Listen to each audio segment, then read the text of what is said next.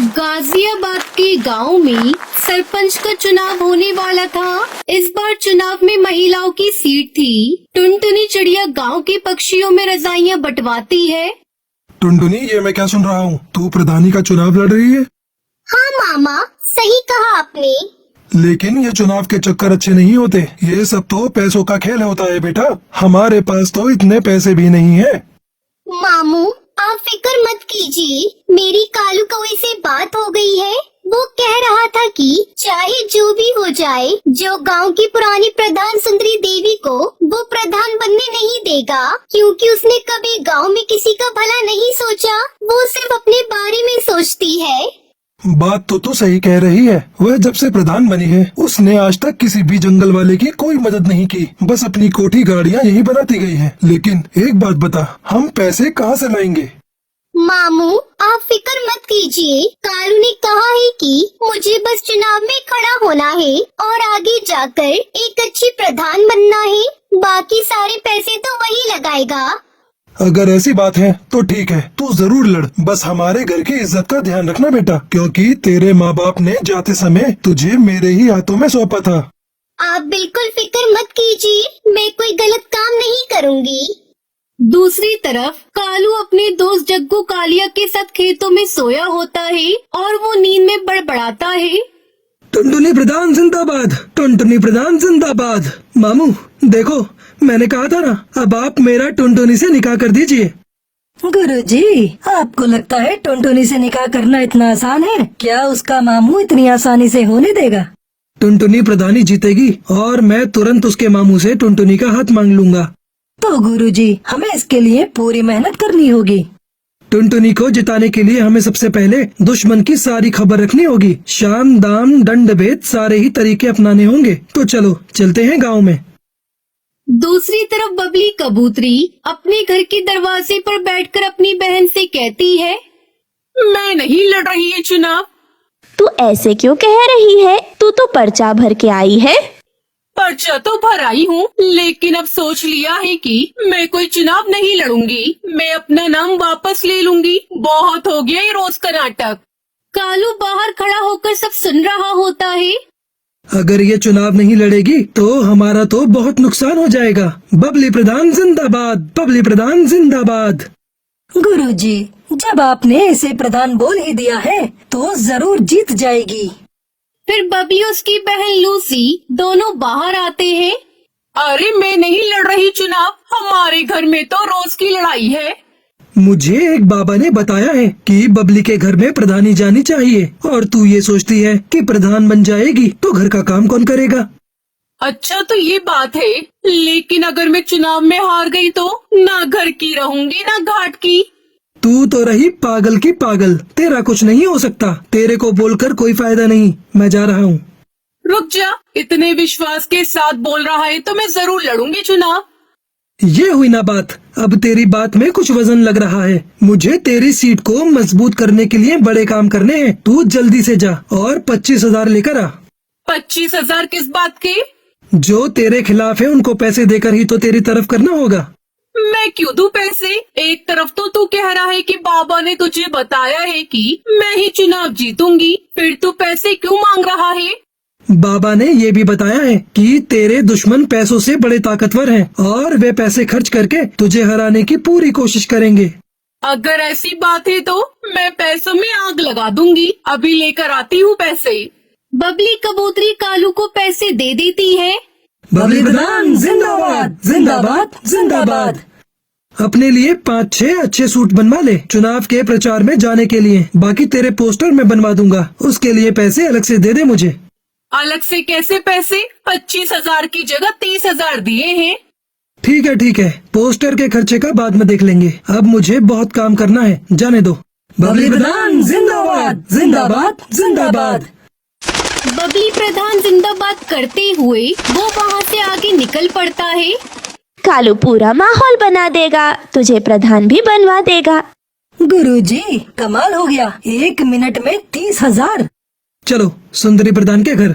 सुंदरी प्रधान जिंदाबाद, जिंदाबाद, जिंदाबाद। सुंदरी प्रधान जिंदाबाद।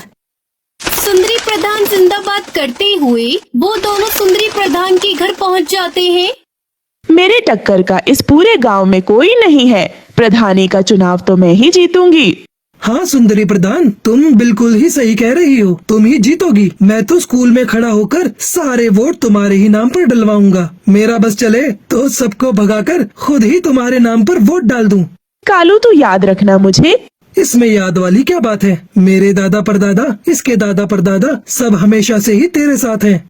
बस कालू तूने कह दिया तेरा साथ है तो आधा चुनाव तो मैं अभी जीत गई। अब तू एक काम कर, थोड़े कंबल ले जा और गांव में बंटवा दे। सुंदरी प्रधान, हम ऐसे ही किसी के पास नहीं जाते और किसी के साथ खड़े हो गए तो उसे जिताकर ही छोड़ेंगे। सही कहा ना चक्कू कालिया? तो बोलो सुंदरी प्रधान जिंदाबाद। बस तुम तो अपनी प्रधानी पक्की समझो। वैसे तो मुझे खुद पर पूरा विश्वास है, अब तुमने कह दिया तो विश्वास और पक्का हो गया। अरे हम जो बताने आए थे वो तो भूल ही गए। मेरे पास बबली आई थी नोटों की थैली लेकर। हमने वो पैसे नहीं लिए। जब उसको वोट ही नहीं देना है तो थैली क्यों लेना है? अच्छा किया। अगर तेरा समर्थन मिल गया कालू तो मुझे हराने वाला कोई नहीं है। तुझे समर्थन चाहिए या वोट चाहिए? बस समर्थन तो हम तेरे लिए ले ही आएंगे और जो वोट नहीं देगा उसे खिला पिला कर तेरी तरफ कर देंगे। मुझे तेरे से यही उम्मीद थी कालू। तू जिस चीज पर हाथ रख देगा वो तेरी होगी। बस एक बार मुझे चुनाव जीत जाने दे। जिस चीज की भी जरूरत हो आकर ले जाना। तेरे घर का तो मैं पानी भी नहीं पीऊंगा। तुझे वोट देने के लिए मैं तेरे से कुछ लूंगा क्या? वह तो जब मैं गांव में निकला तो 2-4 पक्षियों ने पूछा कि भाई किसे वोट डालना है, कुछ खिला पिला दो। उसके लिए मैं तेरे से पैसे लूंगा, उनको खिलाने पिलाने के लिए और तेरी तरफ करने के लिए, वरना मैं तो एक पैसा न लूं। कालू, जब तेरे जैसे लोग मेरे फेवर में है ना तो मैं ही जीतूंगी चुनाव। अरे वो हरिया तोती आई थी मेरे पास पैसे लेकर कि मैं और अपने साथ वाले वोट उसे दे दूं। मैंने तो सीधा ही मना कर दिया कि मैं नहीं लूंगा पैसे। जब वोट उसे नहीं देना तो उसके पैसे क्यों लेना? ठीक किया तूने। मैंने उसको साफ साफ कह दिया कि इतने पैसे तो सुंदरी ऐसे ही दे देगी मुझे। अब तुम एक काम करो सुंदरी प्रधान, मुझे 25,000 ला कर दो। मैं उनके लिए काजू बादाम और फलों की टोकरी उतरवाता हूँ। बस फिर देर किस बात की है, ये ले पैसे। वो सुंदरी प्रधान जिंदाबाद करते हुए वहाँ से निकल जाते हैं। दूसरी तरफ हरिया तोती के घर उसका पति तोताराम परेशान था। क्या सोच रही हो? मैं ये सोच रहा हूँ कि तू इस बार चुनाव मत लड़। क्यों न लड़ू चुनाव? मेरी बात हो गई है, सारा गांव मेरे साथ है। अरे 2 बार तो मैं भी चुनाव लड़ चुका, देख हार के बैठा हूँ। तुम हार गए लेकिन मैं तो जीतूंगी। अरे रहने दे, तू क्यों घर को बर्बाद करने पर तुली हुई है? तुम कुछ भी कहो, मैं तो लड़ूंगी चुनाव और जीतूंगी भी। तभी कालू आता है। हरिया प्रधान जिंदाबाद। देखो कालू खुद मेरी जी कार करते हुए आ रहा है और ये जिसके पीछे लग गया वो तो जीत ही गया समझो। अरे तोताराम, क्या बात हो गई? दुखी क्यों हो? क्या बताऊं तुझे, 2 बार चुनाव लड़ा और हार गया। अब ये चुनाव लड़ने को कह रही है, बात ही नहीं मान रही मेरी। अब हार की बात करेगा तो हारेगा ही। जीत की बात कर, जीत की। पीछे मुड़कर देखना छोड़ दे और आगे की तरफ बढ़। कौन समझाए? ये तो पुरानी बात पकड़ कर ही बैठे हैं। मैंने कहा जिसके साथ कालू हो उसकी तो जीत ही होगी। अब तुम्हें क्या बताऊं, 3 बार आ गए मेरे घर पर 30,000 40,000 लेकर। कह रहे थे कि तुम बस चुनाव जितवा दो, पैसे चाहे कितने भी लग जाएं। तूने किसी को हाँ तो नहीं करे? ऐसे कैसे हाँ कर देता? ऐसी गालियां दी, अगर तू सुनती तो तेरे कानों से खून आ जाता। बिल्कुल सही किया तूने। मैंने तो बोल दिया कि तू 30 लेकर आई है, 40 तो हरिया मुझे ऐसे ही दे देगी। इतने पैसे तो नहीं दे पाऊंगी। कितने पैसे दे पाएगी? बताओ जी। क्या बताऊं, 15,000 दे दे कालू को। ठीक है, ये तो हमारे घर की बात है। बाकी के पैसे बाद में दे देना। और एक बात बता दूं, ये पैसे मैं अपने लिए नहीं ले रहा, लोगों की खुशामद के लिए ले रहा हूँ, ताकि उनका वोट तेरे नाम पर डलवा सकूं। मुझे क्या करना है पैसों का? वोट के लिए तो हमने दारू मंगा रखी है। अरे बेवकूफ, जो दारू नहीं लेता उनके लिए कुछ और मंगवाना पड़ेगा। बस ये पैसे उनमें ही खर्च करूँगा। ठीक है, पैसे ले जा और दारू की बोतल भी ले जा और बना दे हमारे नाम का माहौल पूरे गांव में। कालू और जग्गू कालिया हरिया प्रधान जिंदाबाद करते हुए वहाँ से निकल जाते हैं। कुछ दिनों बाद बबली अपनी बहन से कहती है, मुझे बाकी किसी से डर नहीं है, सिर्फ टुनटुनी से डर है। बिना पति के इलेक्शन लड़ रही है। गांव के सारे मर्द पक्षी तो इसे ही वोट देंगे। तुम फिक्र क्यों करती हो? वैसे भी ये अपने गांव की है नहीं, ये इसके मामा का गांव है। इसकी सीट तो कैंसिल ही कर देंगे।